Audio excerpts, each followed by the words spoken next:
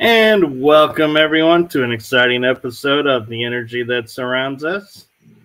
As you will notice, it's just me tonight with our lovely guest. Carla is on vacation with family matters right now, so she is missed, but she promises she will be back next week. So, with that being said, I turn the screen over to Amy Green, our special guest. Hello. Hello. So, one question I have for you to start out with is I have known you now for what, like a couple of years. I have never referred to you as the Ice Queen. Yes, I am the Ice Queen. So, how did that start? Well, it's a couple of different reasons actually. I'm very cold natured. I love the cold. And then um I have a tendency I can be very cold hearted when I have to be. And so I kind of became known for that and may sound cold hearted, but at the same time I tell it like it is. I don't decorate anything. You want something sugar coated, go eat a donut. So that's that's just me. I gotta say, I love that analogy. Go get a donut.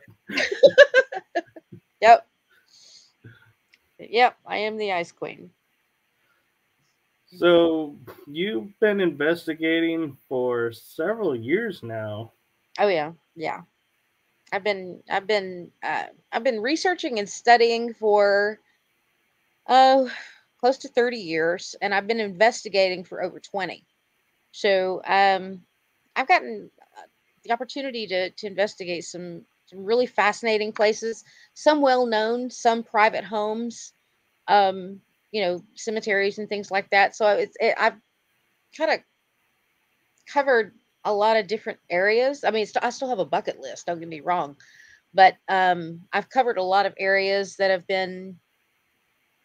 are fascinating to me, whether they're well known or not. And my first group that I ever had was in the Dallas Fort Worth area, and that's how we got started investigating. Was we'd hear about a place that was rumored to be haunted, and we would call managers or owners or whatever and say, would you welcome a paranormal investigation in your facility? And that just really kind of opened up doors for us. And then word of mouth, we got into some bigger places, and we got, people that would come to the investigations. They'd say, hey, would you come check out our house? And so that's how we got started, and it just kind of grew from there. So, where would you say was your very first investigation that, not public home wise? My very first investigation, hmm, my first overnight investigation, that was probably the most significant in it. And anybody asks me what was your favorite, not favorite, but what was the most activity you ever had, was at the Granbury Opera House. This place is fascinating. If you haven't had a chance to go, you need to go. It is on my list. Yes, and I mean, we had everything from um, full silhouettes sitting in an area of the balcony that was closed to the public.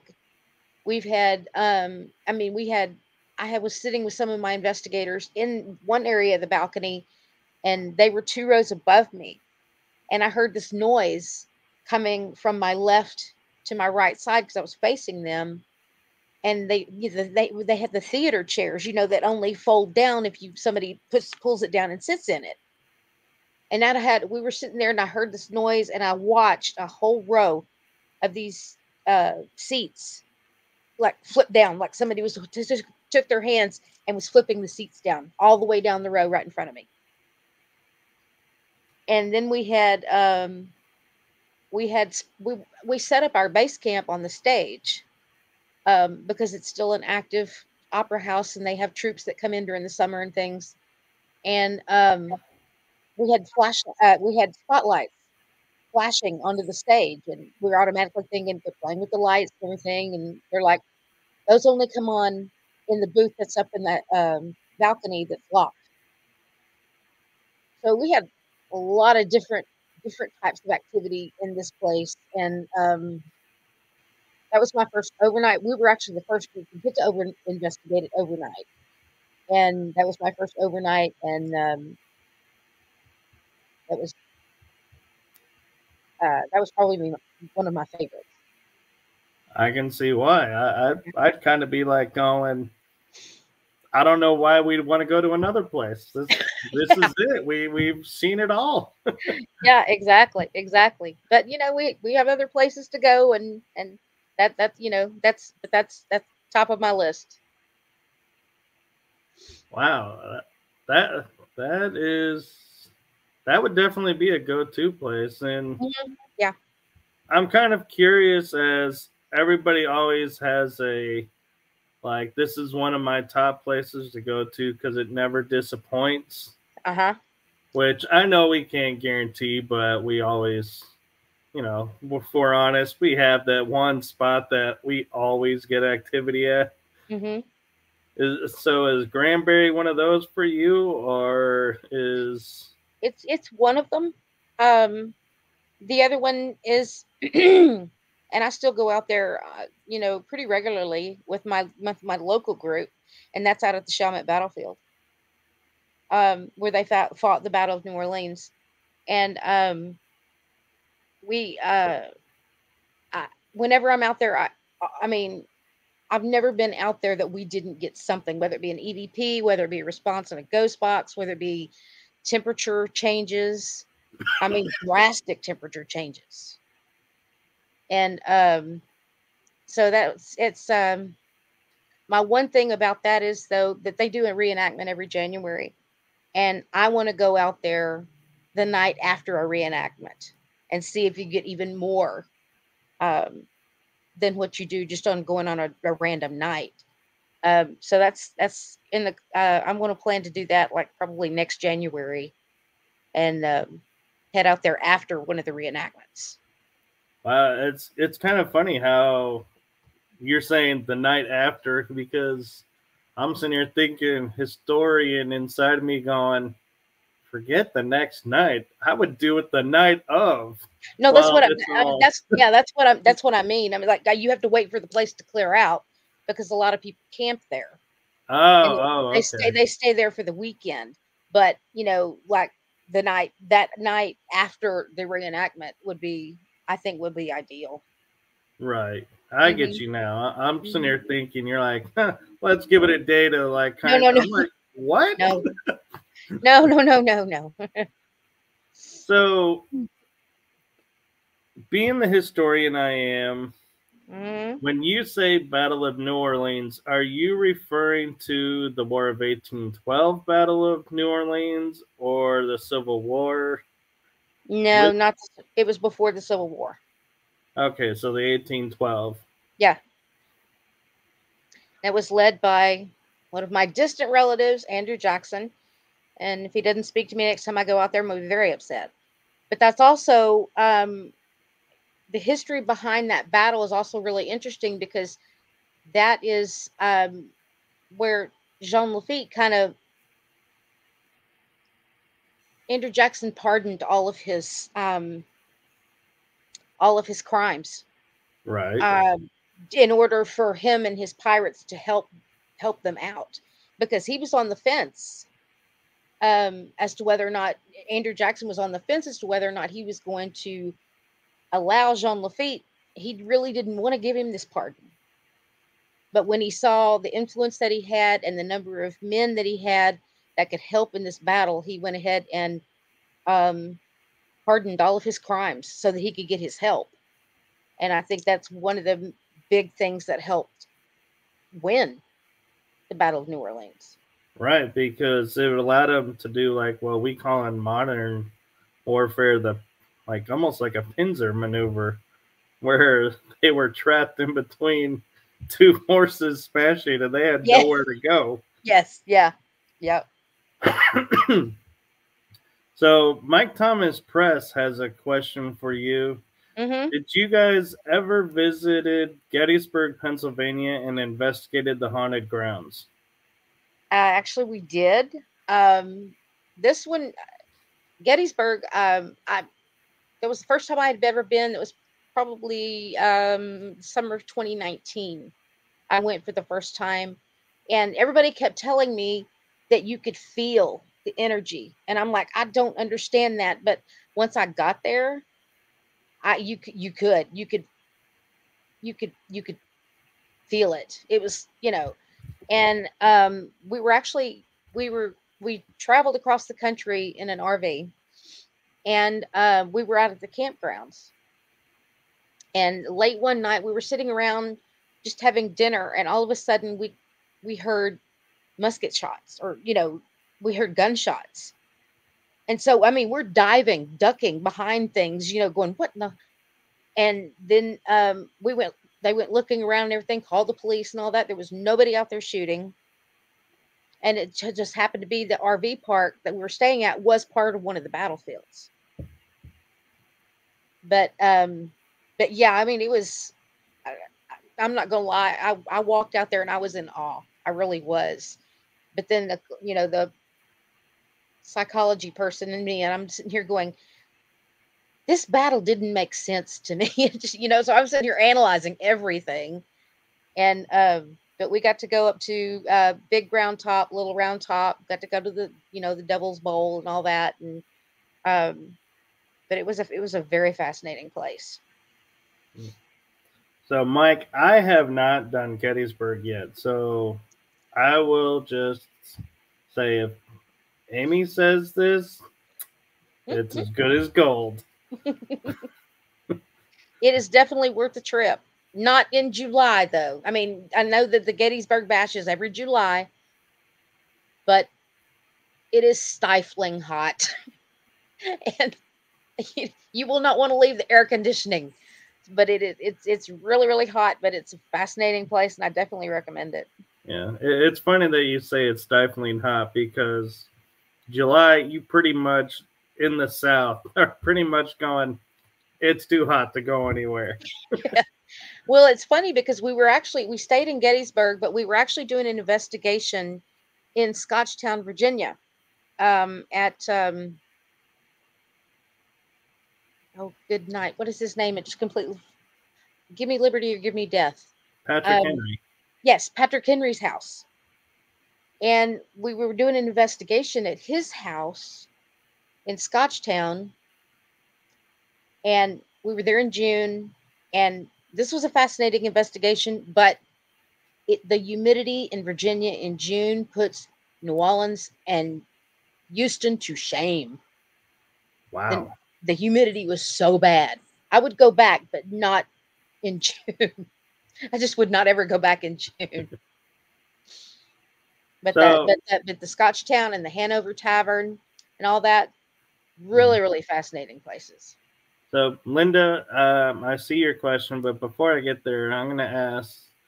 So, with Patrick Henry's home, yeah, was it actually haunted? Because I'm like, from what I've read about him, it's like, to me, I'd be like, historically speaking, one of the least haunted places because he was more an orator in in the Congress type of person, not. But the one thing, it wasn't haunted by him. The story goes that his first wife, she had 6 children, and they had 6 children together. And after the 6th one, she basically was diagnosed with postpartum psychosis.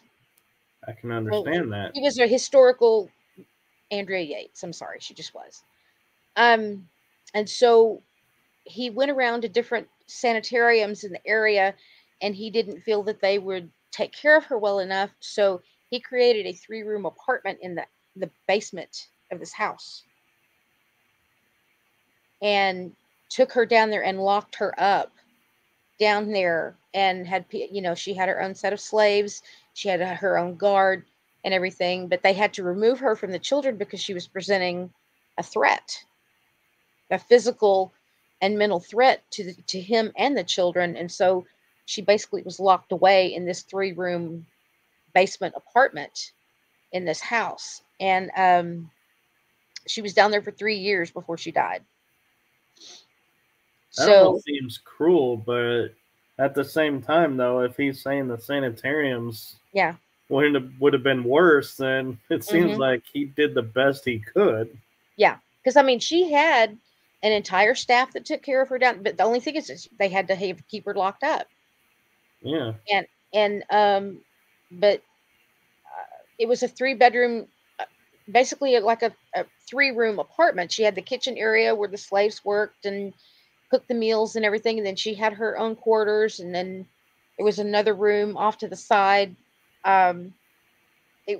Once you're down there, it's a very sad situation. But, you know, they assured us when they were telling us the story that he did do proper research to find out, you know, is this the best course of action for her, you know, to protect her from herself, to protect her from, you know, to protect the kids and him and everything. And that was his conclusion, was that the sanitariums would be just entirely too harsh for her.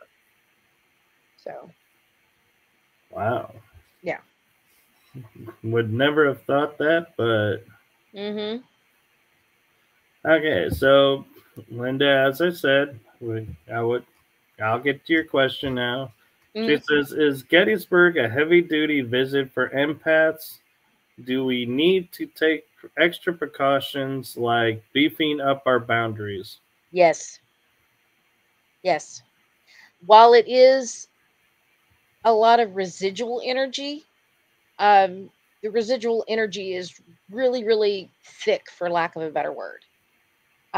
So yes, I mean, especially when you get onto those grounds, because they've done a really good job of making the fields and everything like they were during the battles.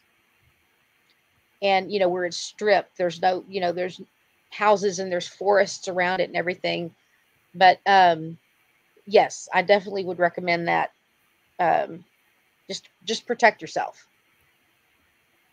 Yeah, and she says, "Good to consider going when it's cooler," because we were discussing not in June or July. Yes, exactly.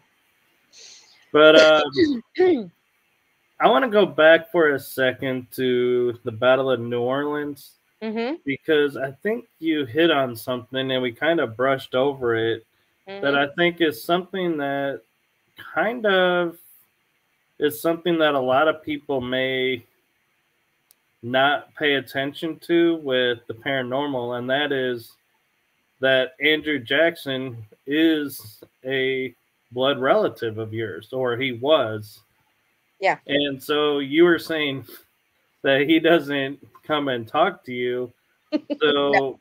I just want to point out that, you know, even though, you know, that's an avenue that, you know, a lot of people may think would guarantee some activity or response from someone, is to have their descendant on the grounds talking to them. But you're saying your experience is quite the opposite, that he doesn't come.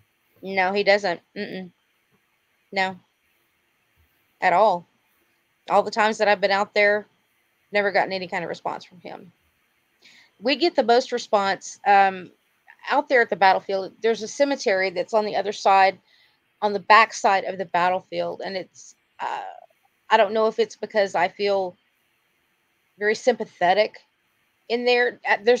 Honestly, there's only one soldier that's buried there that was actually at the Battle of New Orleans. The rest of them were buried there from other wars and things like that. But there's rows and rows and rows of tombstones that just say unknown soldier, U.S. soldier, unknown soldier. And I'm like, that's incredibly sad to me, because that's somebody's son. Right. And all you've got is either a number or an unknown soldier or a U.S. soldier.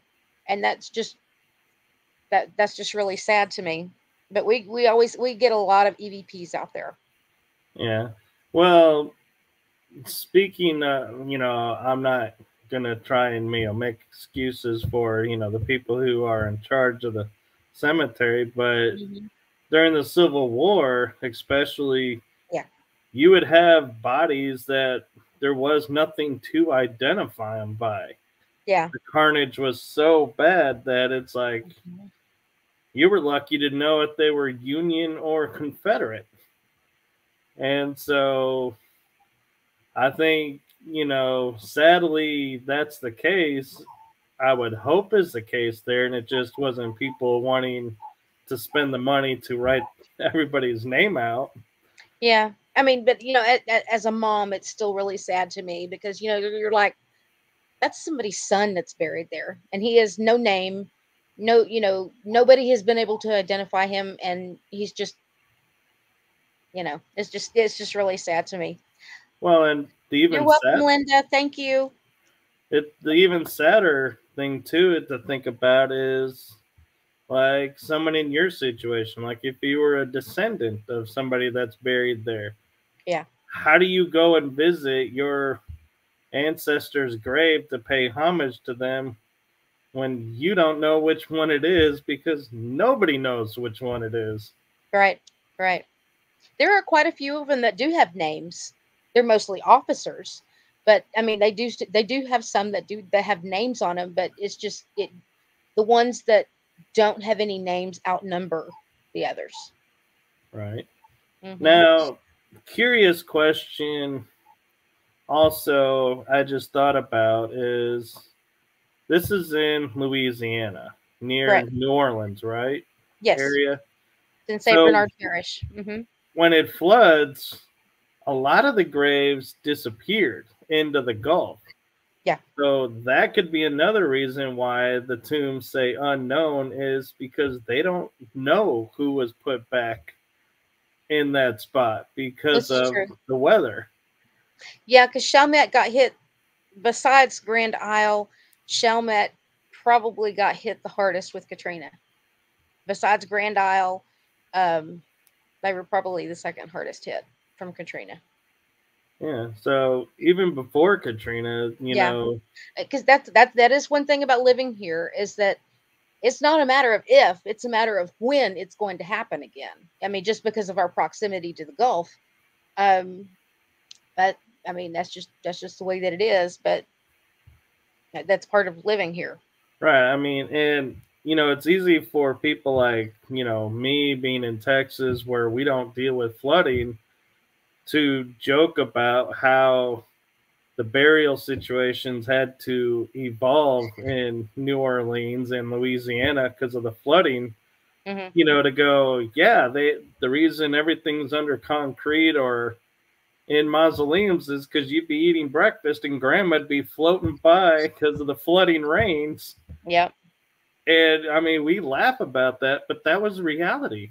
Yeah. They really saw the caskets and the bodies floating by because Yeah. They the did. cemeteries flooded out. And I have I so, have I have friends who were here for it, and they've told me stories. And I wasn't here for Katrina. I was here in February before Katrina, and then I didn't come back until about 2 years after Katrina. So yeah. So, I mean, Louisiana is one of the weird spots of when you see stuff that says unknown, it could be weather or it could be the condition of the body when it hmm. was found. So, yeah.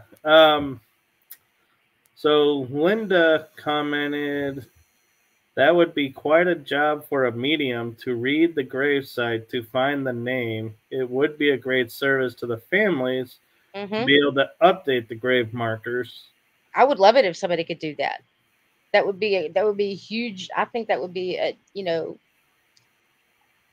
if I were a medium or sensitive or anything like that, I would that would be the first place I would go and try and do that for those families. Right. Well, I mean, it's kind of easy for us to say, yeah, a medium can go and identify, but there's a lot of cost involved for the city to take out that tombstone, Oh yeah, put yeah, a new tombstone in. So it may, in theory, yeah, a medium could go in and probably identify every single one of them. But changing the grave sites, that the tombstones, that they may be like putting a stick in with a little plaque that says, "Hey, this has now been identified as so and so." yeah. Well, the one thing that gives me a little bit of comfort on that is that it is a military burial ground. So they did get military honors as far as getting buried. They deserve that. Right, They did serve the country and they did get recognized for it, whether they were identified or not. It is a military cemetery, and so they at least got a little bit of recognition for serving the country. right. And the beauty of the military with their ceremonies for burying is, like we're saying, if floods came and uprooted, they would get the services again Yeah, when they put them back in the ground. And so yeah, that's one of the benefits of, the niceness of our military is, like you're saying, the respect. And it's not a one time shot of, yeah, we paid honors to him the first time. We're sorry Mother Nature uprooted them, but all right. it's like, nope, we're going to get the color guard and everybody back out, and we'll do the whole ceremony over, no question asked. You don't even have to beg or plead. It's like, all right, just tell us when and where. Well, now Linda has a question. She said, "You think the graves have tombstones or crosses?" No, very few of them have anything other than just like um, an oval shaped concrete block. Now, some of them that are identified, they have a couple of crosses and everything, but most of them are just this rounded concrete block. And She's also wanting to know, was that a general grave site with one marker? no, now each individual person buried there has got their own marker. Yeah. One thing I will say with Texas, and I don't know if other states do this, is I have noticed when I go like Jefferson and look at some of the cemeteries there and some of them in the really small towns, is they may have the tombstone for someone, but in front by their feet is a plaque that says this person was a private in the Texas Revolutionary War, or this person was a corporal with the U.S. Navy in World War II. And so that I think is even nicer, that they're like, yes, this was an average person, but they served here. And so that I think would be something even Louisiana, if they don't do, could do, instead of changing all of them saying unknown, is to just put down general uh, battle of, in this army or Yeah, something. yeah. And it's a small little thing, but I mean, it means a lot and it helps people to know who's there. Mhm. Mhm. Yeah. She says, that's good to know each one had a marker. Yeah. Definitely. That's it. I think it would be even more of I don't want to say insult, but you know, completely disregarding their service to this country if they had made one big marker and said all of these are unknown soldiers or US soldiers. I think it's great that they actually made individual, headstones for each of them. So, Right. And culturally speaking, I know I may get some hit for this comment coming, but that's from a generation. Honestly, I don't care if they do. But I personally like how you go there and it'll say during the Civil War, it'll be like, this person was a colonel of the U.S. Union Army, or this person was a private in the Confederate States of America. Right. I think that's important to know because both sides were serving our country. Mm-hmm. It was a time frame where unfortunately both sides had different opinions. They Right. couldn't resolve that, it ended up into a war, Mm-hmm. but they were still at heart Americans. Yeah. Yep. And And so there were more lost in the Civil War than there were in World War I or II. I know, and the And sad reality and is Vietnam and Korea, I think. I don't know about Vietnam, but I know Korea. Mm-hmm. Vietnam may Okay. be close. Yeah. But I mean, paranormally speaking, we Mm-hmm. assume battlefields would be the worst and the most active. But Mm-hmm. actually, I would tend to say if I was on a battlefield, I'd want to go to the hospital Yeah.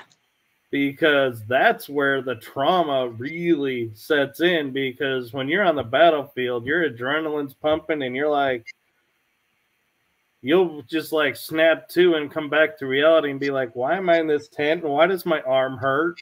Right. Whereas on the battlefield, you're just like, hey, someone's shooting at me. I'm shooting back. I don't care if I'm missing a limb. I've got I'm a not job to do. dying here. I've got a job to do. Yeah. So, how many battlefields have you investigated? Let's see. Chalmette, Gettysburg. Briefly did Antietam.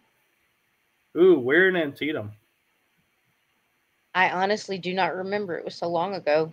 I should know this. Because Antietam is not the biggest battlefield there is. Um,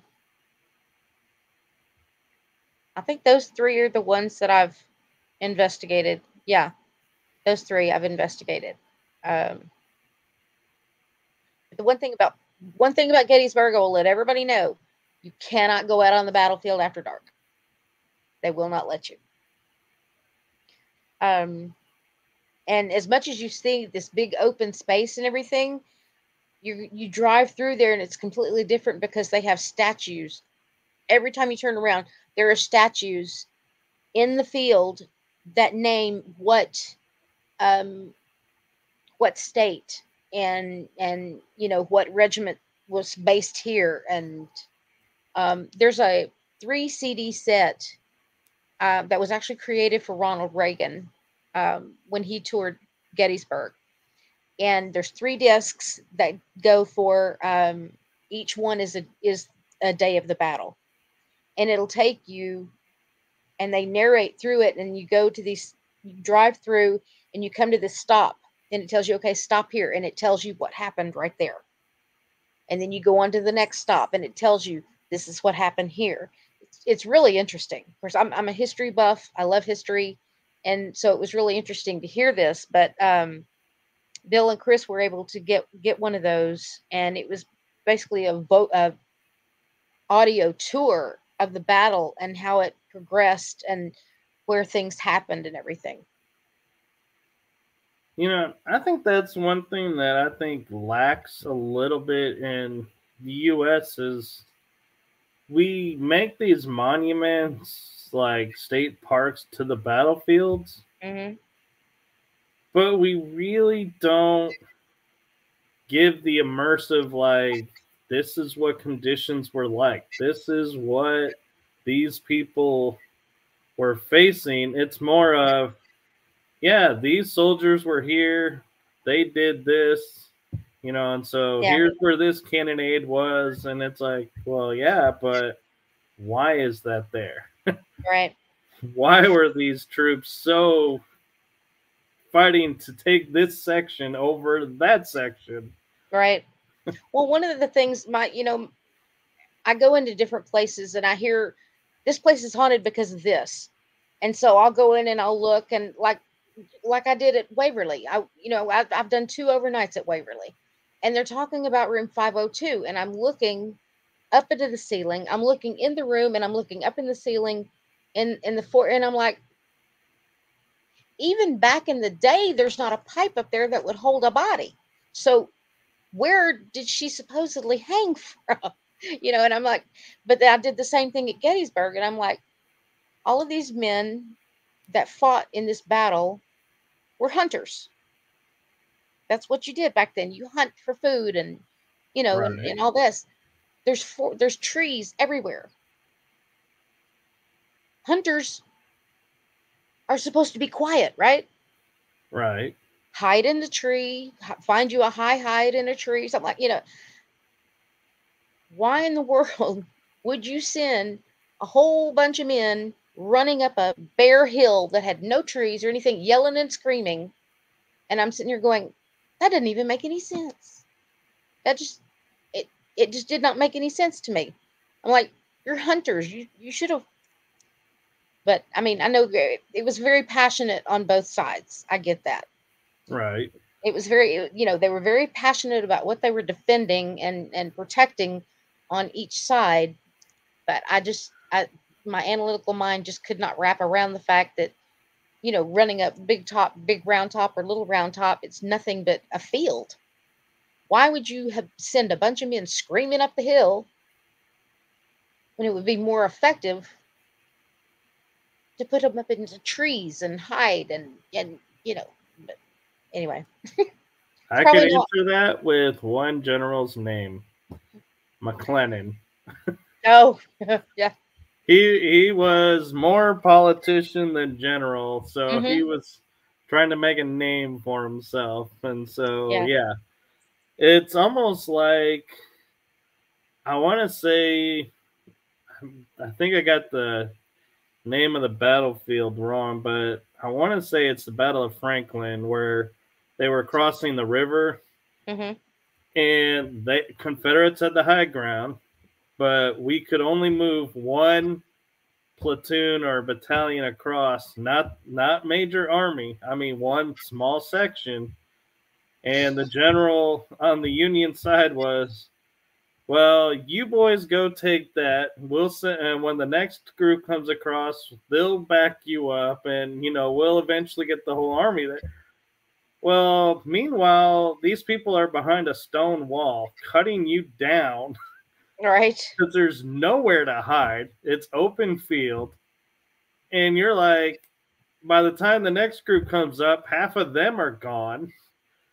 It's like, what were you thinking? I mean, if you're gonna attempt an open field, at least have your full army there, cannon at the ready. But the Yes. cannon wasn't even ready to open fire. It was like, what was the rush? It's like, you know, what would have made, what difference would it have made to wait like another half hour, an hour to get more people on the side to where you have a better shot of taking, you could overrun them by having more people in theory. But yeah, it's like that whole, there are several wars in the Civil War that it's like defy logic of why they happen, where they happen. Right. Yes, yes, Linda. They were farmlands before the battles. Yes. Right. And yeah, I mean, we think of the towns like nowadays, like, if you were to say the Battle of New Orleans, we're picturing New Orleans today. Right. Yeah. But back in 1812, when it was the Battle of New Orleans, it was almost like swampland. Yeah. There really wasn't a town. Yes, And Woodstock was. Yes. so I think that's another thing, too, is a lot of people, when they go and investigate, like the battlefields, is they don't look at them from the landscape of what year was this go and what did it look like then. Right. Now, like Vicksburg, though, I went through the battlefield tour there and had a paranormal experience there. Mm-hmm. But I think the reason why that is more active, in my opinion, than most is the town embraces its, like, this is what it was like. And Mm-hmm. it tells you these homes were here during the war. And so it's like you start to be able to take a picture of, okay, so there was like maybe 6 plantations on this one road, Mm-hmm.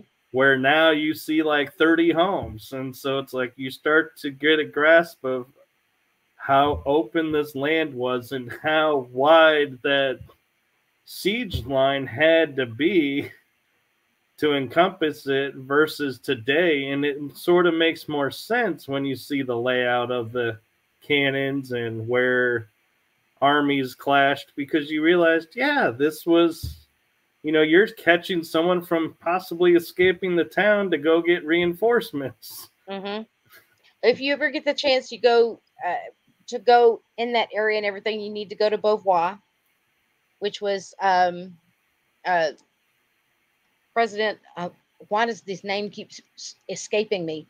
President of the Confederate States. Jefferson Davis. Yes, Beauvoir. That's his house.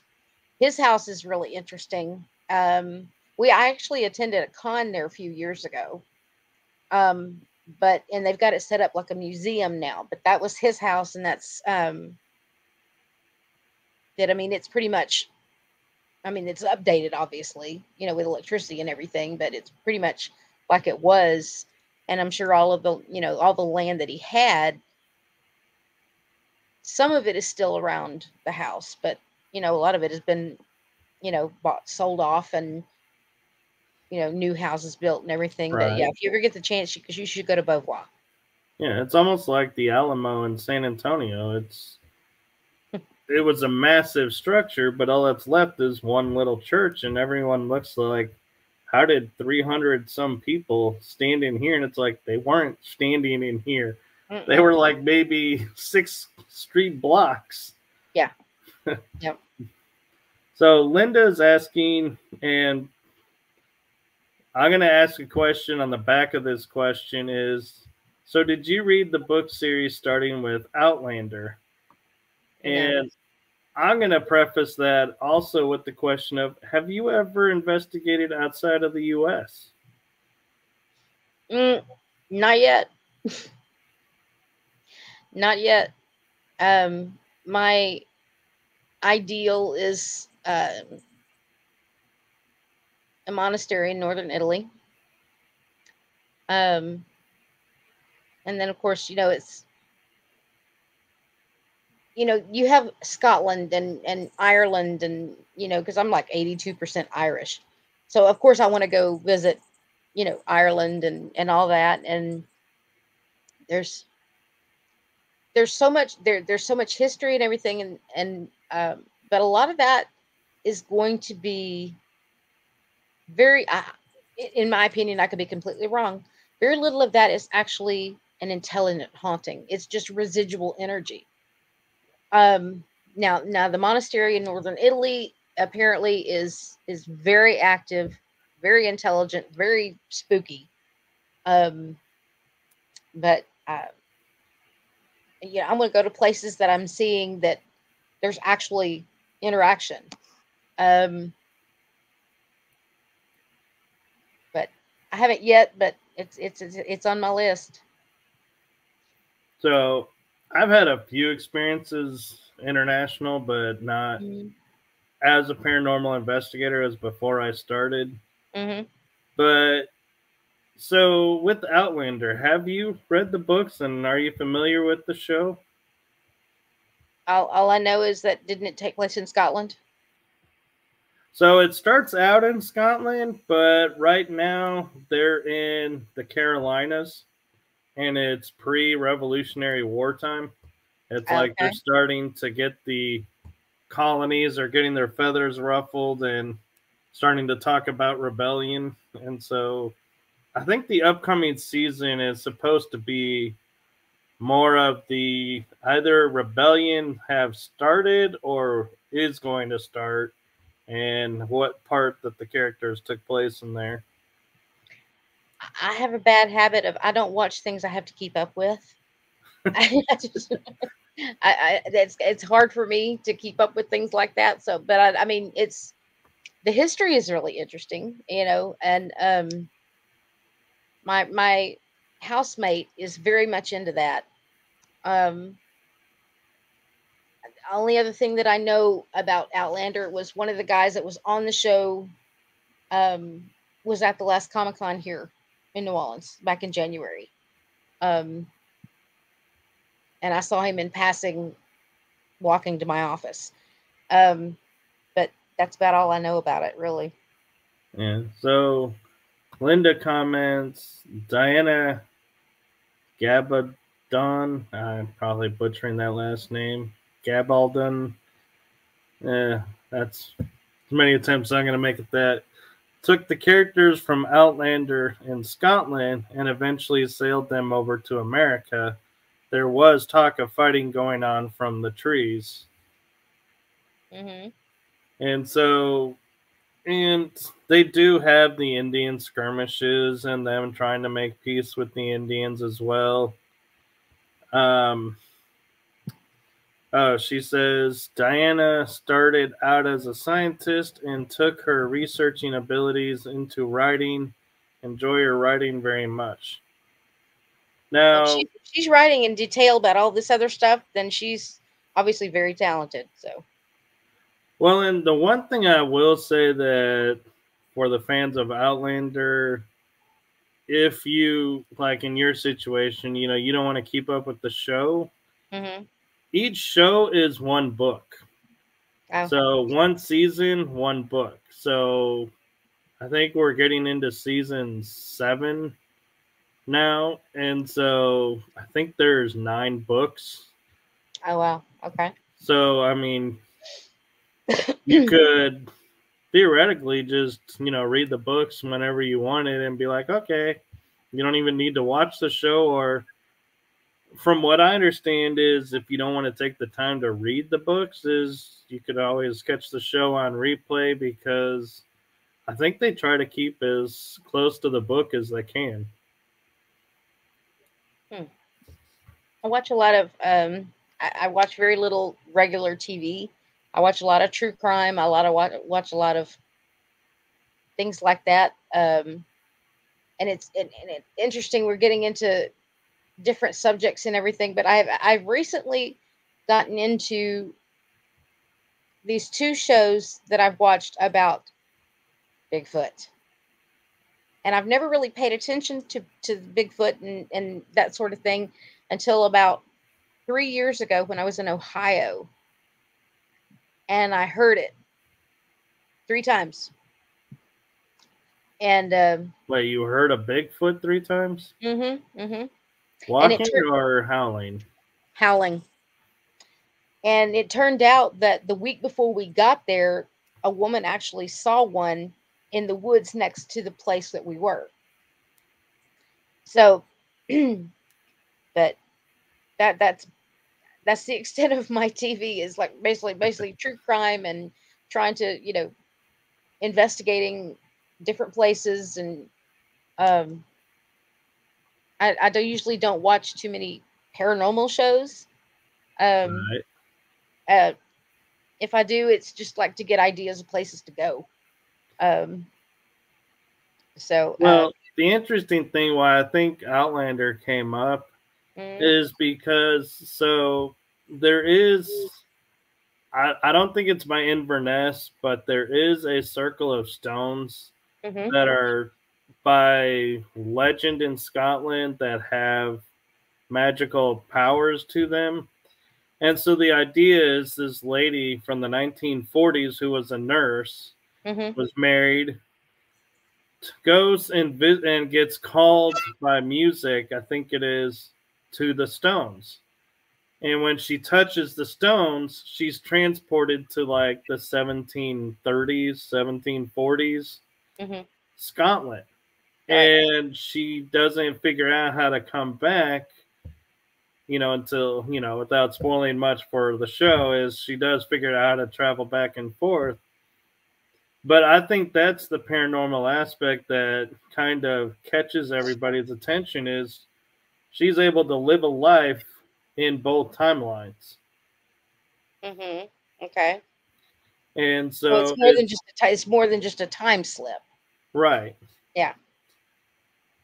And so yeah, it's really interesting to see how she has to cope with knowing what she knows from the 1940s Mhm. during World War II in the 1700s and being like, what her knowledge as a medical will end up getting her called Mhm. and what her life is going to be like. And yeah, and so it's interesting to watch the dynamics of how she's got the strength to do some things because she has some knowledge being from the future, but she doesn't have all the knowledge.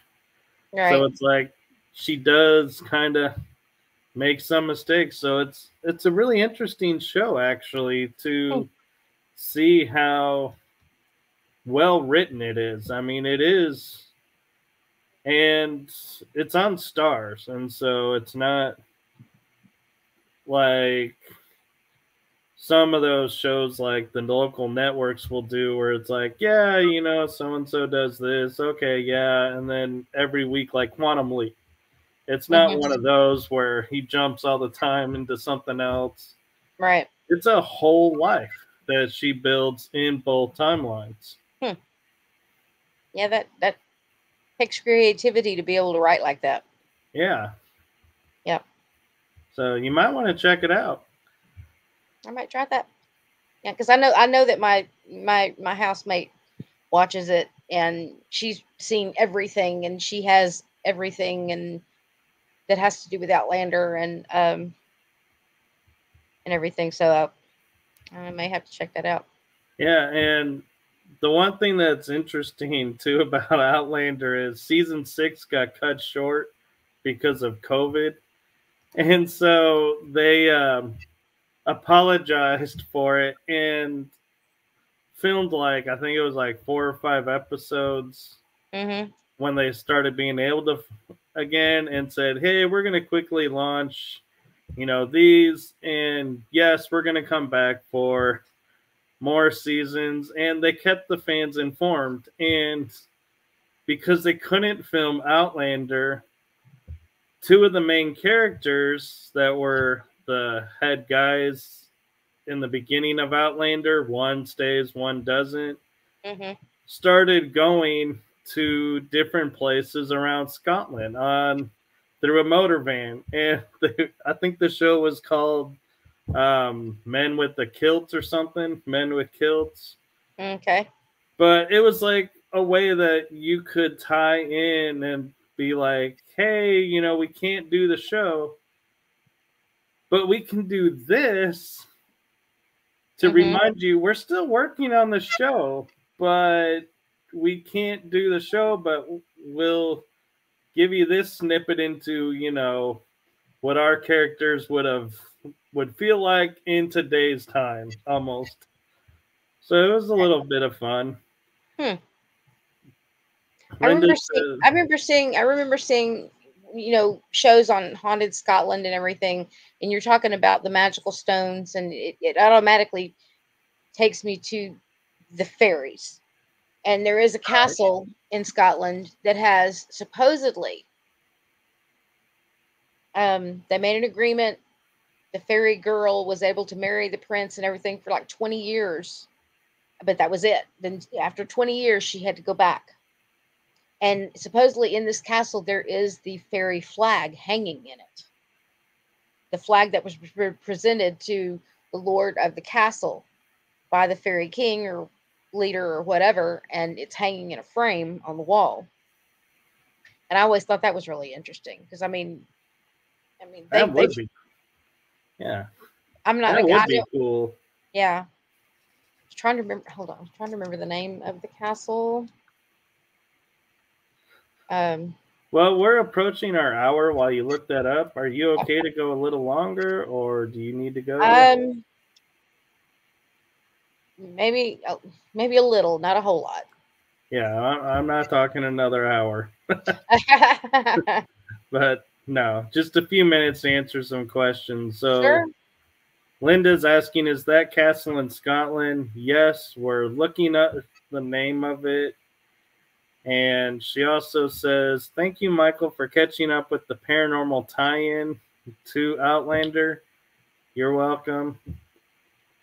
And she says, the other reason the show is not on Prime TV is they have realistic scenes. It is X rated. Yes, they do have quite a lot of style of, you know how like Saving Private Ryan came out and they said this is going to show the true horrors of war. Well, Outlander shows the true horrors of what life was like and what could happen to you Hmm. during there, like being whipped or raped. They don't hold back. They show it. This is going to be at Dunvegan Castle in Scotland. Dunvegan? Yep. Dunvegan, Dunvegan Castle. I'll have to put that one on my list because Yeah. that would be pretty cool to come up with. Mm-hmm. Mm-hmm. So, what is coming up for you? Do you have any events coming up that you want to promote or you're going to be attending? Well, I'm going to be. I actually just started working with Bloody Mary on a project. She has actually leased where Marie Laveau's original house was torn down, and the one that exists that is in its place right now was actually built in 1902. But she's leased it for a year, and she wants to do some events there. Um, and so I'm helping her with that. She's maybe down the line she can get people, pay people to come in. But for right now, she's hoping to get some people that are already coming to town, and if they want to come into the house and do readings, or if they want to set up their books for sale or something like that. Um, but it's actually right next door to um, Marie Laveau's boarding house that has been converted into a B&B, or actually it's a hotel because every room has its own bathroom. So I'm working with her on that, and then of course I still help her with the tours. I still help her with the ghost hunts. Um, this year, because of my illness last year, um, I'm kind of limited on when I can travel. Um, but I'm hoping in it's either September or November. I can't remember. Going to Mass Paracon, that's hosted by Sam Baltrusis. If you ever get the chance to go to one of his cons, you need to go because Sam is so awesome. I love Sam.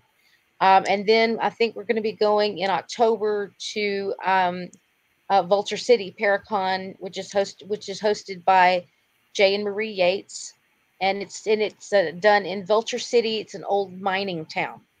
And that's in Nevada. Nope, that's in Arizona. Oh, Arizona? I thought it was Yep. Nevada. Nope, it's right outside of Wickenburg, Arizona. Okay. And so I haven't. People keep yelling at me because every time I go to a con, I end up on the East Coast, and everybody's wanting me to go to the West Coast, and I'm like, okay, okay, okay. So I'm having to try and get out to the West Coast a little bit. Um, so I've got those two cons planned, and trying to help Bloody Mary get this project off the ground right now. So any other if any others pop up um, that I am able to go to, I will go. Um, you're welcome, Linda. Um, uh, I'll go, but um, after my two surgeries last year, this year is going to be pretty slim for me. I've got to plan carefully. Right. So, And again, I'm glad you pulled through because me too. Me too. Like, We're It was, so it so was not everybody fun, but knows. it was okay. Do Yeah, it. I was gonna say so everyone knows we're good friends. So I was talking to her while this was going on, so that I knew about that, Mm-hmm. but I don't bring up stuff like that because that's personal. So that's why when she brought it up, I was like, yes, I was aware, and that's why I'm not pushing like you need to go do this, you need to go do that. Yeah, yeah. But right now it's been a while since I've been on investigation, so I'm kind of going through withdrawal, and so I need to go soon. That So I'm is gonna, the worst withdrawal. it is, it is, except for I have been working on my fourth book for about 6 years now, and I've got the worst writer's block, and I'm like, I got to figure out something because I know where I want it to go. I know where it is, and I know where I want it to go. It's just that the goop in between that's is snagging me. But Yeah, you would think with me being um, laid up as much as I have been, and then working as much as I have been, I would draw some energy to do that somehow. But um, I'll get back to it. It's just a matter of time. yep. Linda says sending healing wishes. Just baby yourself. Take the time. I wish I could, but thank you very much. I appreciate that. That comment. Take the time. That sounds so familiar. Yeah. Yeah, it does. Because I mean, after my second surgery, exactly 2 weeks later, I went back to work, and so that was a challenge. Yep. Uh, yeah, but I remember talking to you about it, going, "Are you sure you're ready? Are you yes, sure you did. you don't Yes, you want to did. take the time to heal?" You got onto me several times. Yes, you did. But but then, I but then I trust had you to. enough that if you say you're ready, I'm gonna take you at your word and say, "Okay, you're ready." But I did get the opportunity to go. Getting everything back in order and everything. I did get the opportunity. Um, that I'm also working at the World War II Museum, which is fascinating. If you ever come to New Orleans, stay off Bourbon Street. Go to the World War II Museum. Bourbon Street will do nothing but disappoint you. Um, but yeah, working at the World War II Museum has given me a whole other respect for the military and those who serve in the military and feeling passionate about that. So, Awesome. So one question I have for you to kind of start wrapping things up is hmm being that you've been in it for so long and been on break as well. What advice do you have for people about not burning out in the paranormal field? not burning out. Like investigating so much that all of a sudden it's like they're like, oh, I just I'm done. That's kind of hard because it's paranormal investigating for me is ironic because I am the least patient person on the planet, and that's all it takes to do paranormal investigating is patience. But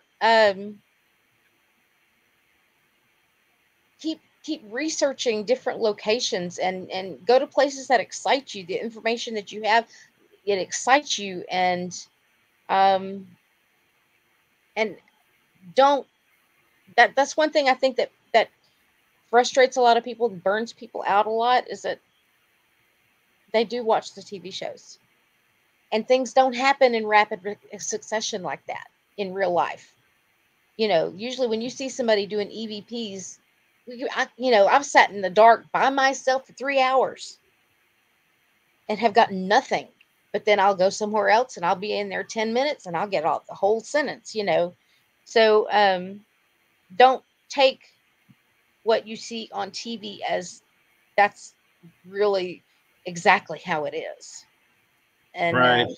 it's just um That is so true. yeah, it's not a good idea because like people go for the first time and when you say it out loud, you go, dang, that does sound boring. Okay, go sit in this room in the dark for 2 hours with a tape recorder and just ask questions. And you know, and once you say it out loud, you go, dang, that does sound boring. But you know, it's, and 99% of it, I think you can agree with me. 99% of it, we can explain it away, but it's that 1% that keeps us going. Right. You know, and I've seen it enough times. I've seen the 1% enough times that, you know, it's kept me going for almost 30 years now.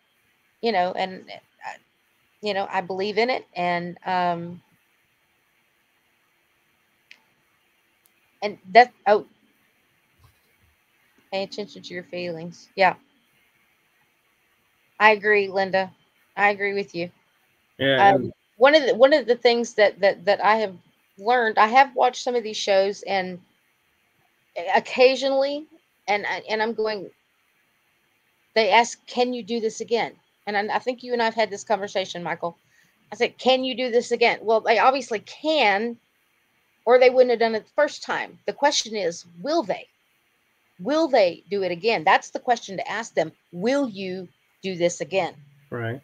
And I think, yeah, and as we're talking, I sometimes take the stance of you're right, and sometimes I'll be like, well, it took a lot of energy for them to do it the first time. Do they have enough energy to do it a second time? Is why I would say, can you? But yeah, it's like that's one of the things in our field is because we don't know what conditions are like for them. Right. And we have to watch how we phrase our questions because we could be insulting the spirit and they're going to be like, you know what? If you think I'm not able to do this again, I'm out. I'm not, you know, you're like, hey, I'm not a show pony. I'll do it whenever I want to, not when you tell me to, you know. Right. So you've got to speak to them like you would want to be spoken to. And I take that stance on it. Because asking me, can you do something or will you do something, that's two totally different things. Right. And even still is I catch myself doing it and I feel kind of bad doing it is like I'll say, can you knock? And I'll hear the knock and go, thank you. Can you do it again to make sure I heard, you know, that we're talking to you? It's like we're saying to them, yeah, I don't believe you did that. Right. It's like, why do we need validation that you did what we asked you to do by doing it again? Well, and not only that, but I see things, you know, different investigations that I've been on and things that I've watched and everything. And I'm like, they ask, will you, you know, can you come sit down beside me? Can you come sit, can you touch my hand? And then it happens and they freak out. And I'm like, you asked them to. You asked them to do this and you're going to freak out. Yeah, we were actually laughing on Facebook on a meme that somebody posted that is a spirit that's sitting there and the investigator goes, can you make a sound? And they make a sound and they go bolting out of the room scared, and the ghost is sitting there looking at it like this going like, you asked me to make the sound, why are you running away? Right. It was just like when I was at the Bel Air house in Ohio and I'm sitting upstairs. I was up in the attic and I'm sitting there and I had to keep that in mind because I'm sitting here. I'm going, okay, you can touch my hand if you want to. And I held my hand out and sure enough, something grazed the palm of my hand. And I started to jerk away and I'm like, wait a minute. No, I asked them to do this. And so then it became fascinating. I'm like, ooh, will you do it again? You know, because it was just like, it wasn't scary. It's actually, you know, it was just like, ooh, I asked them to do something. They did it. That's fascinating. Let's go again. You know, but it's. Yeah, it's kind of funny hearing you say you would ask, could you do it again? I'm sitting here on this side laughing, going, yeah, what you really said is, hey, if you're going to be grabbing my hand, you better buy me a drink first.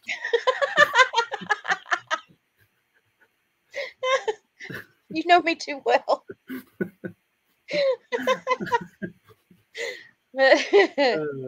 Yeah. Oh, that's another place you should go check out.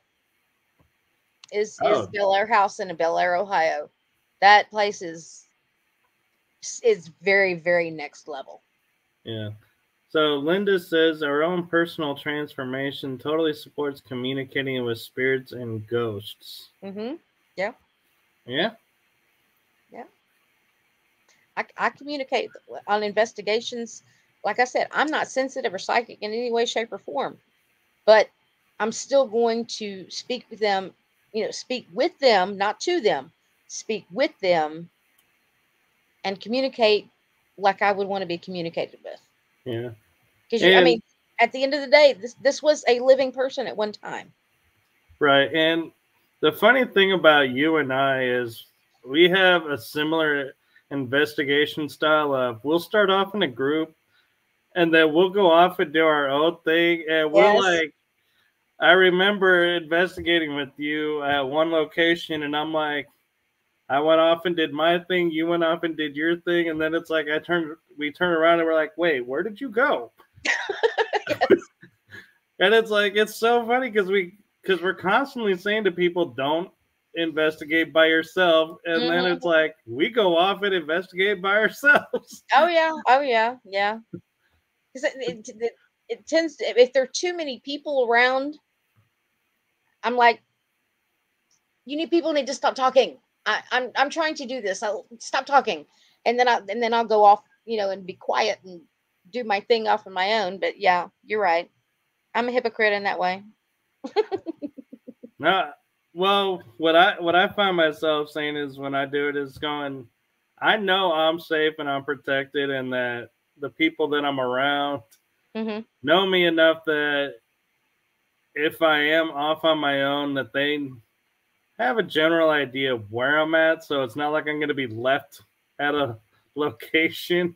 Yeah, yeah. Or if I'm like quiet for like, I'm not seen for 20 minutes that everyone's freaking out that, something happened to me. But at the same token, if like 45 minutes goes by and I haven't said a word or appeared, they're going to go looking for me.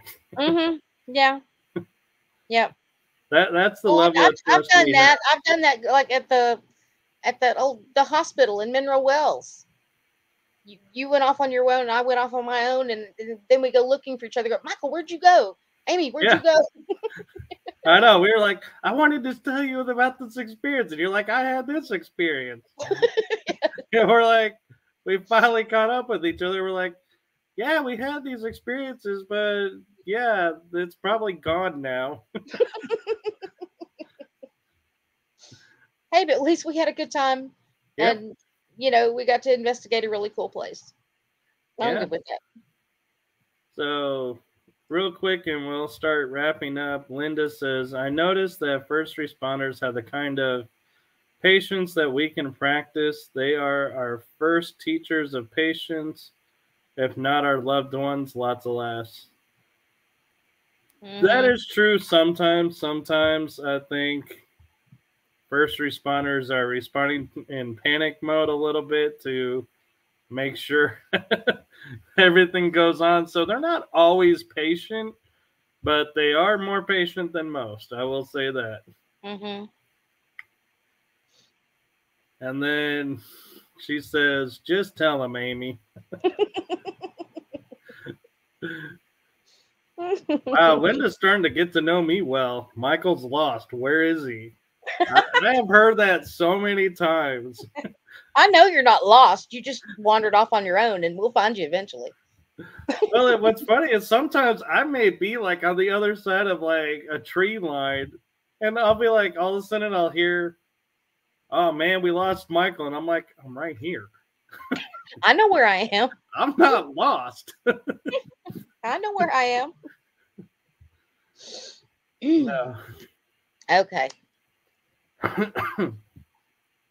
Well, does anybody else have any other questions? Because I'm gonna wrap this up. I have to be at work at 4:30 in the morning. So Yep. So I want to say thank you for coming on.